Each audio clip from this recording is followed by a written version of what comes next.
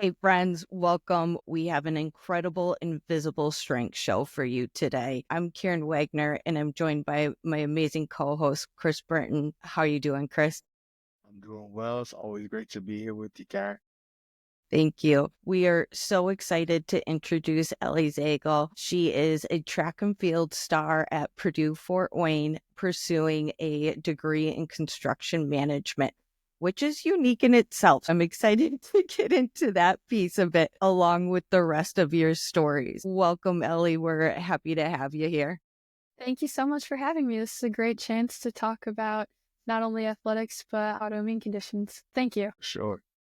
So to start us off, Ellie, just tell us a bit about yourself. What led you to one of my favorite sports, track and field, and your passion for construction management. This is pretty fascinating. Yeah, so it is pretty interesting. And first, I'll start with the athletic side of it. So, my whole life, I've always been really interested in sports. I started out with t-ball, like most kids would, and soccer. And then in middle school, I decided to join our track team where I fell in love with sprinting 100 meters, I guess, and doing some long jump. And then after that, I just continued it. And unfortunately, my freshman year of track got taken away because of COVID.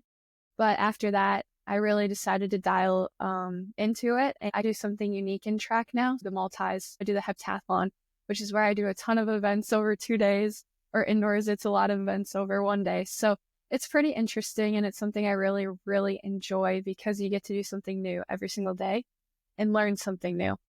And then on the construction management side of it, I grew up kind of in a smaller town. So I've always been around construction, and a lot of my parents' friends are in the construction field. And I really was interested in doing architecture my whole high school time. And then I decided to take some of our building construction classes in high school because I didn't want to be the architect that didn't know what was going on behind the wall. They just drew on AutoCAD or Revit.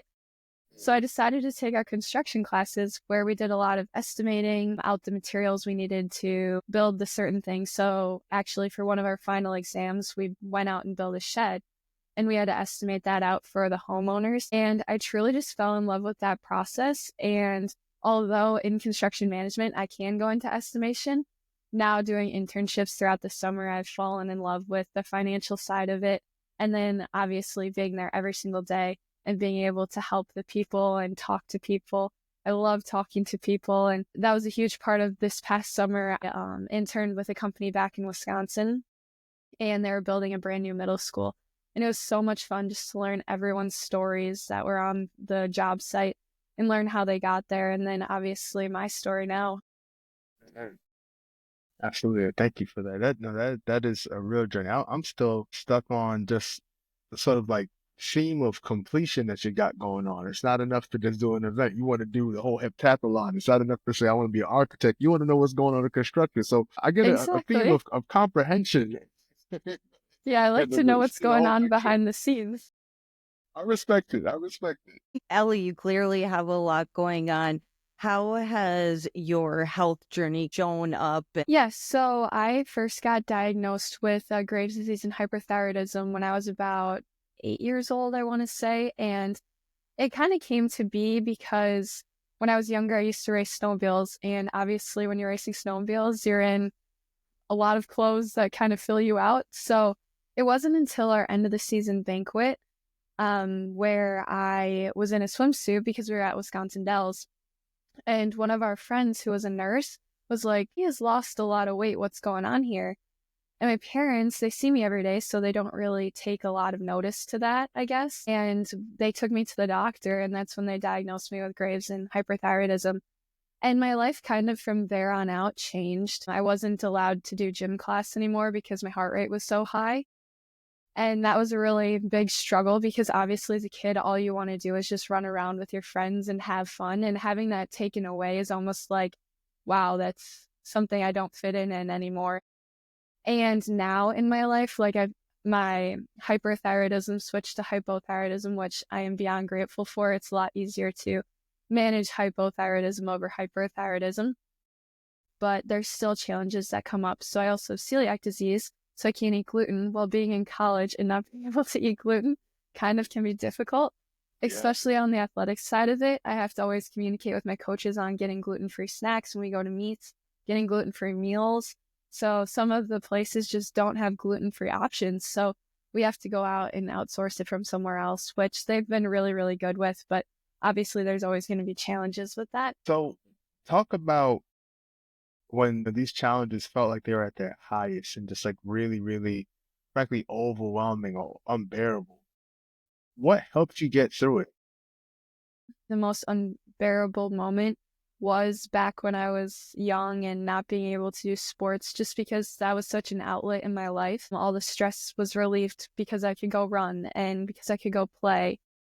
It was a distraction, I guess you could say. And at 8 years old, I really couldn't comprehend why this was going on and what I did wrong to have this happen. And I think that I really looked to my parents for a lot of support through that. And they did a great job, an amazing job of just being like, Ellie, everything is going to be okay. We're going to figure this out.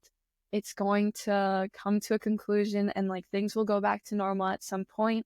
We just need to get this medication figured out. So it's going to take a little bit. Now today, I look at every day as just, I'm so grateful that I'm able to go out there and run and have practice, even though how many times I complain about it. Like, I'm just truly grateful that I can do it. So maybe I shouldn't take the running workouts as terrifying as they are. Yeah, for Take them sure. with a grain of salt. Got to. Because there's something about knowing that, this isn't something that is a given. This is something that, doesn't have to be. And so Yeah. there's a level of appreciation there, even if, as, taxing and demanding as it can be.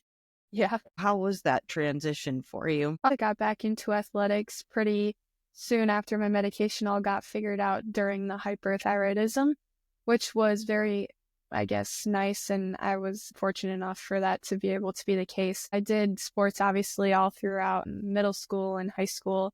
And then obviously now I'm still running track in college. I did face one challenge last year where I got to a point of like, with hypothyroidism now, with what I have, our hair can like become very weak and it can start falling out, can gain weight, can become really tired if our medication isn't in check.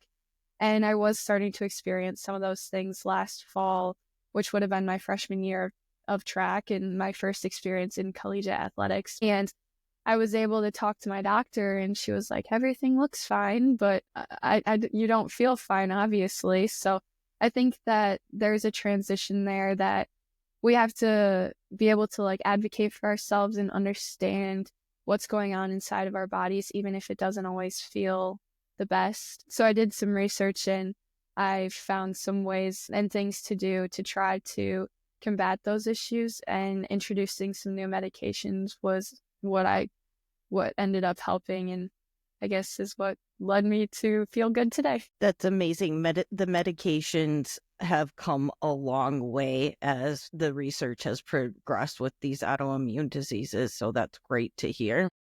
Yeah, it's really neat to see all the different things and all the clinical trials and everything that's going on. I know that with the celiac disease side of it, I always see clinical trials that are going on, which is really neat.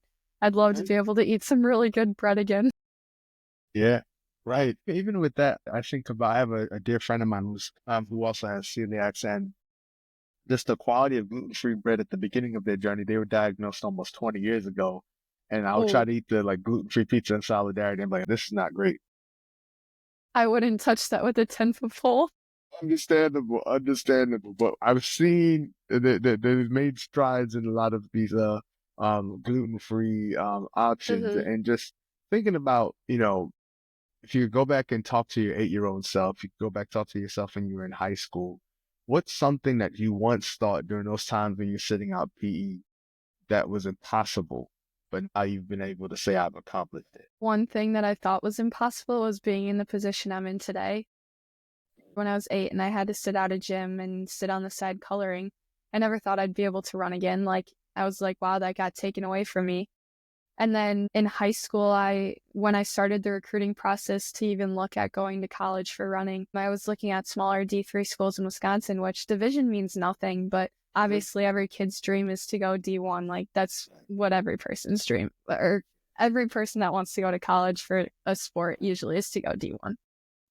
And it wasn't until going into that senior year that I started the heptathlon, which brought a lot of attention from other college coaches on all divisions. And that's how I ended up where I am today from doing that. I could have gotten recruited for just doing the long jump and hurdles, but I went outside of my comfort zone, which also is something I never thought was possible. I was very, very shy and very comfortable within my limits when I was younger, and just breaking outside of that. And it's led me to this great opportunity to be able to run in college and do something I love every single day while also getting my degree. How did you grow out of your shyness and get the courage to actually go for it? Yeah, so I think a lot of influence came from my parents. My dad is a very outspoken person, not in a bad way. He just will always make conversation with literally anyone on the street. So this past year, I found myself really, like in the grocery store the other day, I saw a guy with a Green Bay Packers sweatshirt on, and I said, "Are you a Packers fan?" And he was like, "Yup, born and raised." And I'm like, "Me too." So it's just like pushing yourself outside of your comfort zone, trying to never say no in situations that you think you could find yourself uncomfortable in. And I think just even though it's going to be uncomfortable, it's going to be okay. And it's okay for people to tell you no. I always see a lot of people saying like rejection therapy, where they have to go up to people and just ask a random question, knowing the person's probably going to say no, because that's something you're going to deal with all your life, is people telling you no. No one's ever going to tell you yes 100% of the time. So I think it's important to just try, even though it's difficult, to try to go outside of that comfort zone. And I don't think I did until probably my senior year of high school, if that. Like, I started feeling more comfortable in presentations last year. I was the person that would get so nervous during a school presentation that I would like get not actually sick, but my hands would sweat. I'd stumble on my words. And I think that now, honestly, in the construction industry itself, the people I worked with this summer made me go outside of my comfort zone in that sense. So I'm really grateful for all of them. And that definitely led me to be able to talk to you guys today freely without being nervous, and being able to stand up in class and talk. That's really awesome. That's truly awesome. So talk to us a bit about like a misconception about, autoimmune diseases in general, but specifically, celiacs and hypothyroidism. What are things that you wish people understood and stopped like believing myths about? So I think obviously there's two perspectives I have for this, both the thyroid and the celiac disease. So first I'll start with the thyroid. I think that a misconception people have is, even if your doctor tells you your labs are right and okay, that does not mean you're going to be okay. It's difficult when someone keeps telling you you're fine, you're okay. It's all saying you're fine. But if you don't feel fine, you need to keep advocating for yourself and say, I'm truly not okay. Like, I know it looks okay, but I don't feel okay. And my doctor has done a really good job with always being like, Ellie, do you feel okay? Are things going okay? And I'm like, yeah. And then last year when I had that bit of, I don't feel okay anymore, I did some research and I found like the T3 supplement. So I started taking Cytomel after she tested my T3 levels. And she was like, oh my gosh, these are actually really low. Let's put you on something. Because your body is supposed to be able to take your T4 supplement, so my levothyroxine, and change it into T3 by just getting rid of the extra iodine. But my body didn't, obviously, or didn't do it enough. So it's just not something a lot of doctors would ever test for. And actually, my mom tried to ask her doctor too, and her doctor told her, no, like, I'm not going to test you. So my mom went and found a different endocrinologist, because she was like, it's crazy. I'm asking you to do this and you refuse to. So It's interesting. Some doctors, obviously, they all have their different ways of going about things, and it's not going to work for everyone. So just making sure you're advocating for yourself. Yeah, and I was gonna note that, it's really impressive, with you who've just described, your journey to overcome like shyness, like advocating for yourself, especially in a situation like that where, you didn't go to medical school. You just, all you can say is like what your body's telling you. It's really difficult, but also really necessary to advocate for yourself. So I just want to give you your props on it. Yeah, thank you. I appreciate it. No doubt. I took some TikTok research. That's where it started. I told my doctor, I said, I'll be honest with you, I saw this on TikTok and then I went to Google. And she That's said, right. okay, Yeah, music to every doctor's ears, of course. Like I went to TikTok University and Google College. quite literally. Doing your own research and educating yourself on your condition can help you advocate in front of the doctors. You can have more of a conversation of what you're needing if you can speak their language even just a little bit. Yeah, that makes a lot of sense actually. And I think that, yeah, educating yourself is the best thing you can do. What's it? And then on the celiac side of it, I'd say a misconception is just like my biggest pet peeve is when people say I'd die if I couldn't eat gluten. And I'm like, well, I could over time if I did. Hmm. It's not an option. I genuinely have to eat gluten free. So I think that's a misconception. People are like, just eat a piece of bread or eat this. And I'm like, but I can't. Like, I will get sick. And I don't know. I just wish people understood it more. You wish they had more sensitivity about insensitivity. I'm with you. Yeah. There is a lack of awareness where it's like, no, this is an issue for me. You may not see it, but I would like you to trust me in that. I really appreciate when restaurants ask, like, is it an allergy or preference? And maybe they don't take it more seriously, but my hope is that they will take it more seriously when I tell them it's an allergy. You can always hope. You never know what's happening behind the kitchen doors, but it's hard to trust other people when it comes to your health, and especially something that you thought was so easy going to a restaurant at one point, and now you have to think through everything and be able to talk to the waiters and understand how everything's being made. Is it a dedicated fryer? Is it just French fries going in there? Or is it other things? That's one thing I'd tell myself from back when I got diagnosed is just make sure you're asking the right questions in those situations, just to protect yourself, and eat all the gluten I could before I started going gluten-free. That's right. That's so funny. That's so funny.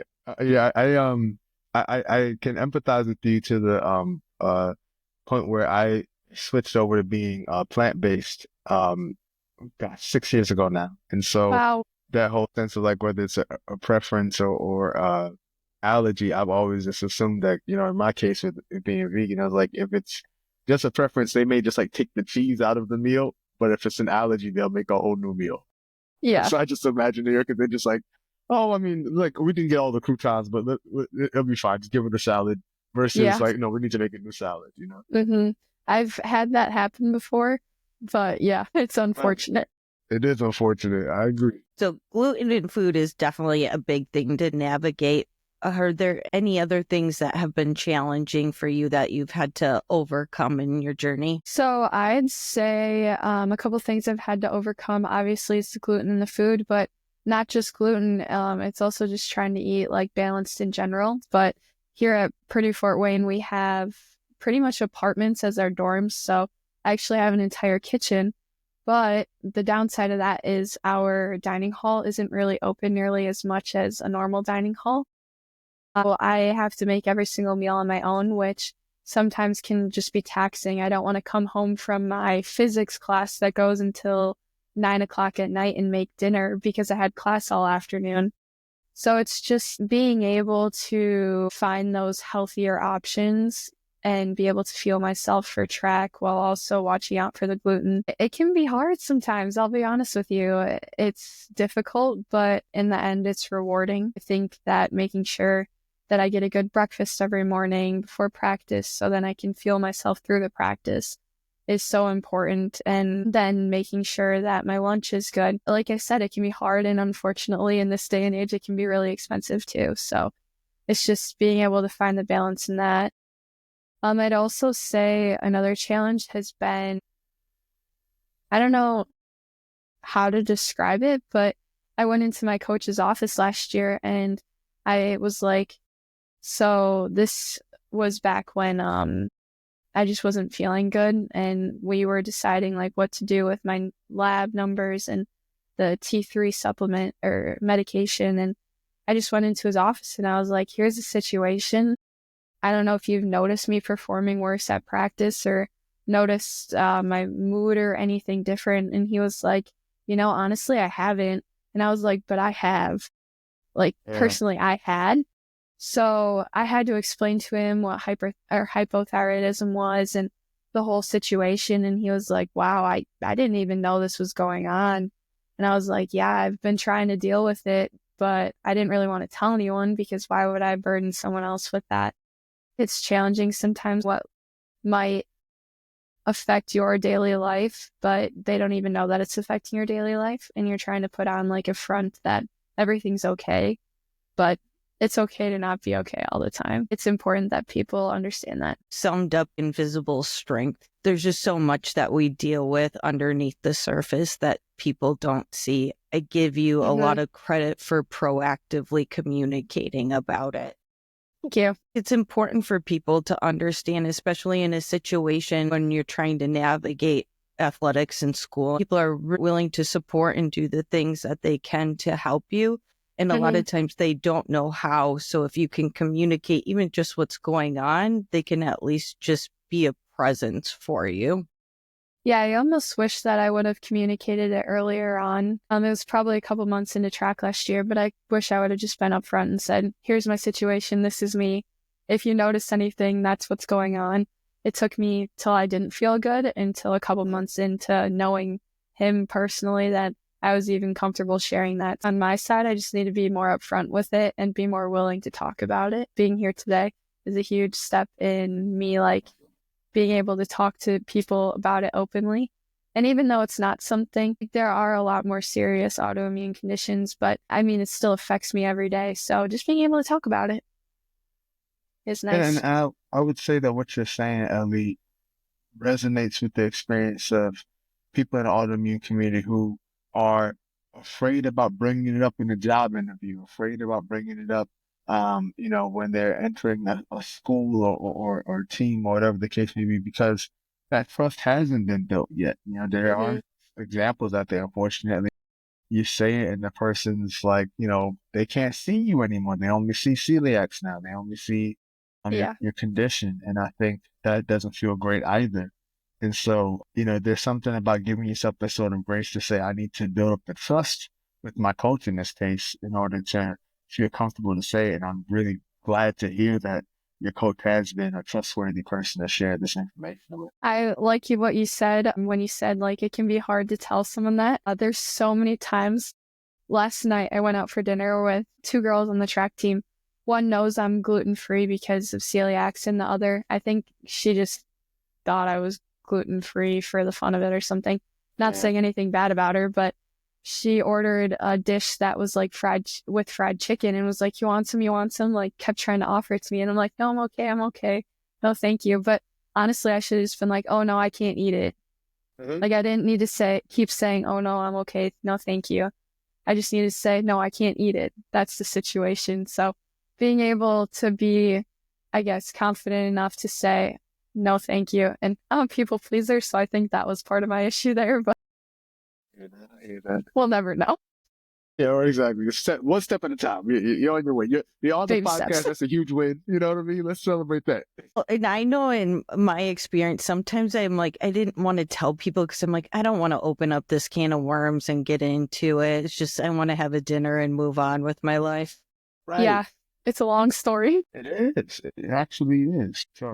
So what else about your story that we haven't touched on that is, something that is near and dear to your heart, like an insight, experience that you think is important to share with the audience today? First got diagnosed with Graves and hyperthyroidism. Like, my parents not anything bad against them. They're amazing. And it's just, they wouldn't notice. They're not doctors. They're not looking at me in a swimsuit every day, seeing that I lost weight.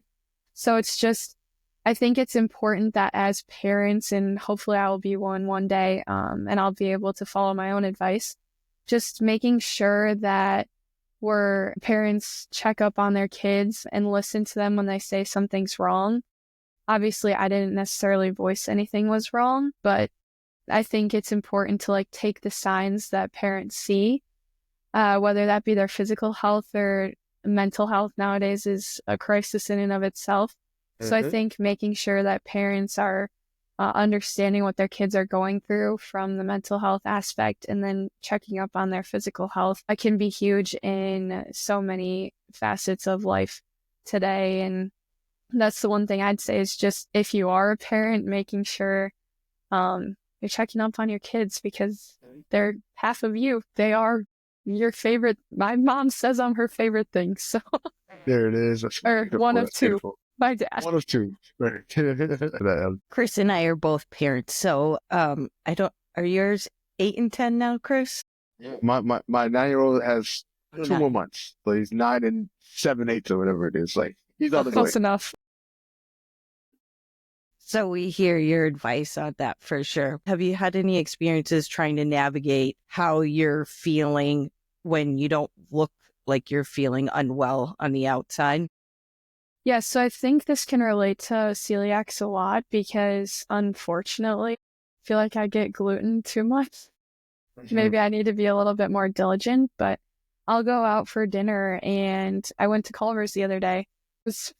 Was not Culvering, I guess, unfortunately. So I was Yeah. sitting there just in agony. My stomach was churning.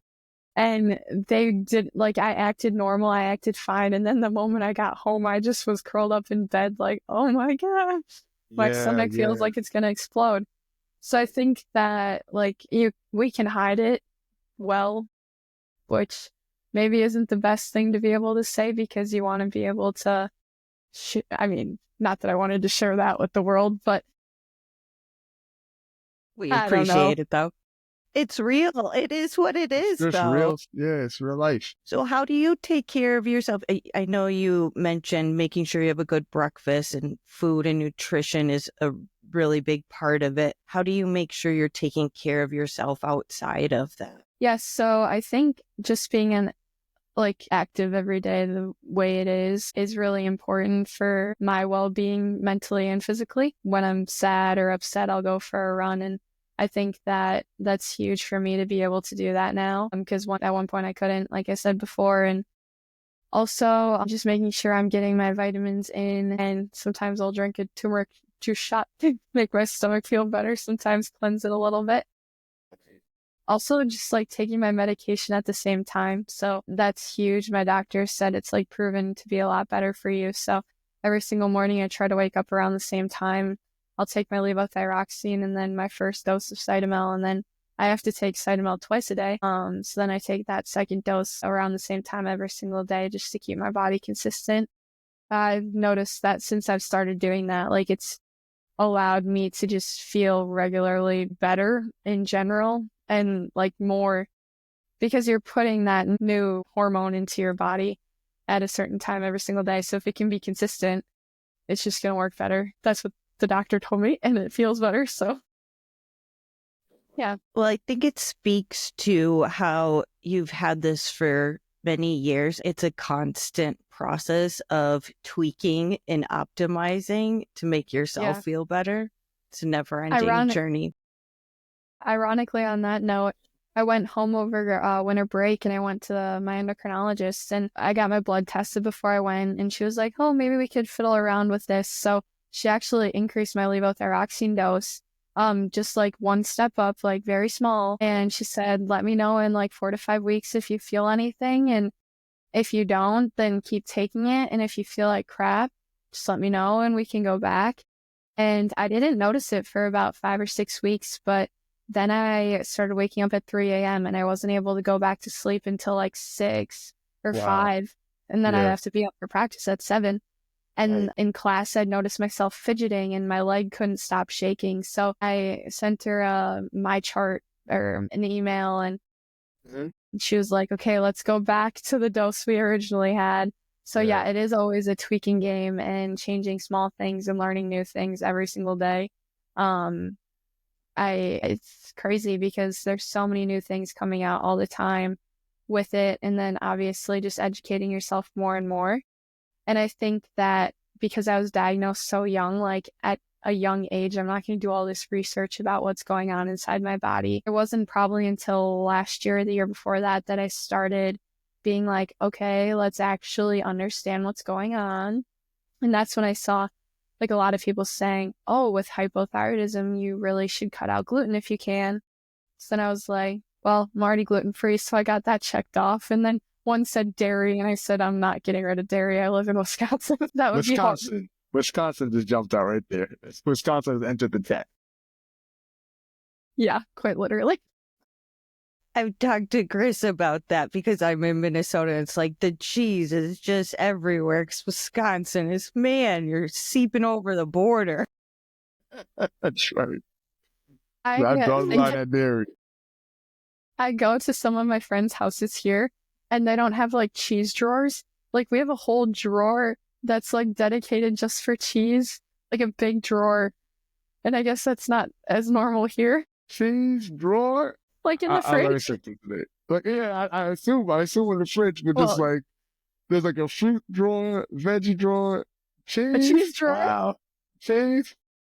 Y'all got it. It's our top drawer in the fridge. It's just full of cheese. That's amazing. Various types of cheese. Yeah. Wow. Like American craft slices, and then like cheese if we make a charcuterie board, and then like Man. sliced cheese just to eat. Just String cheese on the go. cheese. Yeah. String cheese. Wow. I guess it's a Man. thing. It's a thing. Now, respect to regional taste. I respect it. Part of the process is deciding what you're okay to give and take. A crazy thing I noticed was, I don't know why, rice and pineapple have recently been giving me really bad stomach aches. So like you said, just understanding what your body accepts and doesn't accept, I guess. But yeah, that's such random things. And maybe they're just hard to break down, but I have no Hard clue. to digest. Yeah, I'm just glad the dairy hasn't given me any problems yet. Yeah, I wouldn't want that for you. It sounds like dairy is a significant part of your life. It kind of is. The Midwest, man, I just feel like I'm gonna like visit the Midwest and ask for like almond milk, and then everyone's just gonna stop moving. Like the record's gonna stop and just say almond milk. Unless you're in like a big city, I feel like it probably would. Yes, like, milk comes from cows, sir. Yeah, like that's it. The grocery store might have it, but Okay, all right, that's a relief. Ellie, we so appreciate you sharing your story. Any last words that you want to share with our audience, or words of encouragement that you want to give to other kids earlier on in their journeys? yeah, so I guess one thing for kids earlier on in their journeys is just know that like everything's going to be okay. You can do what you can do in the moment, but one day that might change. And you'll be fortunate enough to go back to maybe how your life was or what you've always wanted it to be and chase your dreams. It's the best thing you can do for yourself. Beautifully said. Totally Thanks. beautiful. So thank you, Ellie. We so appreciate you being here. To our audience, drop us any comments with further questions for Ellie around any of her experiences. We're happy to help you out. Until next time, take care. Thank you. Thanks, guys. Thank you so much. And thank you.